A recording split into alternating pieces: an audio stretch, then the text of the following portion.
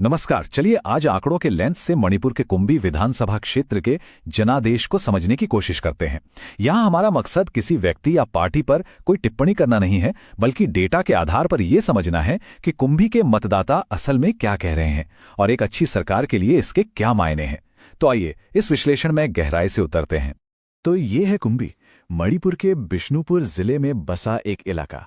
ये वो जमीन है जहां किसान और छोटे व्यापारी बसते हैं। यहाँ के लोग राजनीति में बहुत गहरी दिलचस्पी रखते हैं और चुनाव में हमेशा बढ़ चढ़कर हिस्सा लेते हैं। आज का हमारा विश्लेषण 6 हिस्सों में बटा होगा। हम कुंभी की जमीन को समझने से शुरू करेंगे, फिर 2022 के चुनाव से मिले 3 सबसे जरूरी संकेतों को पकड़ेंगे। उसके बाद जनादेश का गहराई से विश्लेषण होगा, 7 पुराने चुनावों के पैटर्न को देखेंगे और इन सबसे सीखकर एक बेहतर शासन के लिए एक ब्लूप्रिंट तैयार करेंगे। और आखिर में हम उस सबसे कीमती चीज की बात करेंगे जो है विश्वास। तो चलिए सबसे पहले कुंभी की जमीन को ही समझते हैं।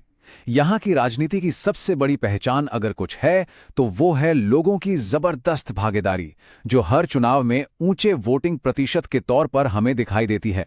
जरा इन आंकड़ों पर नजर डालिए। 1995 से लेके 2022 तक हर एक चुनाव में कुंभी की वोटिंग 85% से ऊपर रही है। ये कोई आम बात नहीं है। ये दिखाता है कि यहाँ लोकतंत्र सिर्फ 5 साल में एक बार आने वाला त्योहार नहीं है, बल्कि लोगों की रोजमर्रा की जिंदगी का एक बहुत जरूरी हिस्सा है। लेकिन इस भारी मतदान के पीछे लोगों की 3 गहरी चिंताएं भी छिपी हुई हैं। पहली, बेरोजगारी, दूसरी, बढ़ती महंगाई और तीसरी, जातीय हिंसा और उससे पैदा हुई असुरक्षा की भावना। अब इस नंबर को देखिए, 36%। इसका मतलब समझिए, 1/3 से भी ज्यादा युवा बेरोजगारी को अपनी सबसे बड़ी, सबसे पहली चिंता बताते हैं। ये सिर्फ एक आंकड़ा नहीं है, ये एक पूरी पीढ़ी की चुनौती है। और ये सिर्फ नौजवानों की बात नहीं है। महंगाई का बोझ तो सीधा घर के चूल्हे पर पड़ता है। यहाँ की गृहिणियां साफ कहती हैं कि उनके लिए महंगाई ही सबसे बड़ी चुनौती है, जो उनके पूरे घर का बजट बिगाड़ रही है। और यहीं पर शासन की सबसे पहली और सबसे बड़ी जिम्मेदारी सामने आती है। लोगों के सम्मान की रक्षा करना, पब्लिक में होने वाली बातचीत को जिम्मेदार बनाना और सबसे जरूरी, लोगों की इन तकलीफों को सुनना। ये किसी भी नेतृत्व का बुनियादी संवैधानिक कर्तव्य है। चलिए अब अगले हिस्से पर चलते हैं और उस पहेली को सुलझाने की कोशिश करते हैं जो 2022 के चुनावी नतीजों ने हमारे सामने रखी है। लोगों ने इन नतीजों से हमें क्या संकेत दिए? पहला संकेत, जीतने वाली पार्टी यानी बीजेपी को कुल वोटों का सिर्फ 32.63% मिला, मतलब 1/3 से भी कम। ये दिखाता है कि ये कोई एक तरफा जीत नहीं थी, बल्कि एक बहुत ही बंटा हुआ, एक खंडित जनादेश था। ये चार्ट देखिए, तस्वीर बिल्कुल साफ हो जाती है वोट किस तरह बटे हुए थे। टॉप 3 उम्मीदवार बीजेपी, जेडीयू और एनपीपी, इनके बीच वोटों का अंतर बहुत ही मामूली था। मुकाबला इतना कड़ा था कि कोई भी जीत सकता था। दूसरा संकेत, जो शायद सबसे बड़ा सवाल भी है, 2017 में जिस कांग्रेस पार्टी ने लगभग 50% वोट लेकर सीट जीती थी, वो 2022 में सिर्फ 4.5% पर कैसे सिमट गई? इतना बड़ा फेरबदल कैसे हुआ? और अब तीसरा और सबसे चौंकाने वाला संकेत, जीत और हार का फासला सिर्फ 372 वोट। सोचिए, बस 372 वोटों ने तय कर दिया कि कौन जीतेगा। हर एक वोट ने नतीजा बदल दिया।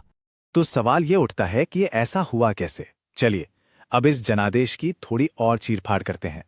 आखिर ये वोट गए कहां और इस नतीजे की असली वजह क्या थी? कांग्रेस के वोट शेयर में 45% से भी ज्यादा की गिरावट आई। ये एक बहुत बड़ा, एक भूकंप जैसा बदलाव था और इसकी सबसे बड़ी वजह थी वोटों का बुरी तरह से बिखर जाना। तो हुआ ये कि जो लोग कांग्रेस से नाराज थे वो किसी एक पार्टी के पास नहीं गए।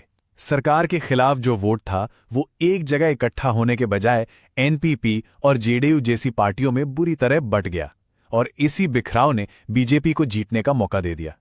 अब इस एक चुनाव से थोड़ा पीछे हटते हैं और कुंभी के चुनावी इतिहास को देखते हैं, क्योंकि ये लंबा नजरिया हमें आज के नतीजों को बेहतर ढंग से समझने में मदद करेगा।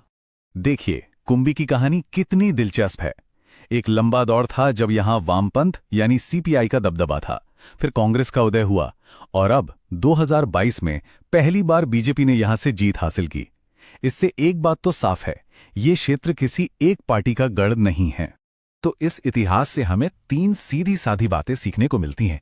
पहली, कुंबई के मतदाता किसी पार्टी के वफादार नहीं बल्कि बहुत समझदार हैं। दूसरी, वामपंथी वोटरों की विरासत आज भी यहां एक बड़ा फैक्टर है। और तीसरी, यहां सिर्फ एक चीज पक्की है और वो है 85% से ज्यादा की वोटिंग। तो अब तक हमने समस्या को समझा, आंकड़ों को देखा, इतिहास को परखा। अब बात करते हैं समाधान की। अगर कोई भी नेता कुंभी में सही मायनों में शासन करना चाहता है तो आगे का रास्ता क्या हो सकता है? देखिए, ये एक 5 पिलर की स्ट्रैटेजी है। पहला, लोगों के असली मुद्दों पर काम करो, नौकरियों के लिए एक रोजगार मिशन और महंगाई से सीधी राहत। दूसरा, लोगों से सीधा रिश्ता बनाओ, घर घर जाकर उनकी तकलीफें सुनो। तीसरा, बिखरे हुए विपक्ष को एक साथ लाओ ताकि वोट ना बटें। चौथा, समाज के साथ जुड़ो, शांति मंच, हेल्थ कैंप के जरिए भरोसा जीतो। और पांचवां, लोगों से लगातार बात करो, अपनी योजनाएं बताओ और उनकी सुनो। और ये पूरी की पूरी रणनीति एक बुनियाद पर टिकी होनी चाहिए, और वो है न्याय। इसका मतलब है लोगों के अधिकारों का सम्मान करना, उनकी शिकायतों को समय पर दूर करना और आज के डिजिटल जमाने में भारत के डेटा सुरक्षा कानूनों का पालन करते हुए नागरिकों की जानकारी का जिम्मेदारी से इस्तेमाल करना। तो अब हम अपने विश्लेषण के आखिर में हैं। कुंभी के इस जनादेश से आखिरी और सबसे जरूरी सबक क्या है? तो सबसे अहम बात, और ये एक तरह की चेतावनी भी है, इतने कम अंतर से मिली जीत को सब कुछ ठीक है इसका सर्टिफिकेट नहीं समझना चाहिए। ये तो बस एक नाजुक सी इजाजत है जो लोगों ने दी है, और अगर उनकी समस्याओं का हल नहीं निकला तो वो इस इजाजत को वापस लेने में देर नहीं लगाएंगे। क्योंकि दिन के आखिर में राजनीति हो या शासन, एक ही करेंसी है जो चलती है, वो है भरोसा, विश्वास। इसे कमाने में जिंदगियां लग जाती हैं और गंवाने में एक पल भी नहीं लगता। यदि आप एक जन केंद्रित नेता बनना चाहते हैं और अपने निर्वाचन क्षेत्र का उत्थान करना चाहते हैं तो blueprintstrategies.ai से mgr@blueprintstrategies.ai पर संपर्क करें या 08042041602 पर कॉल करें। राजनीति से परे उद्देश्य।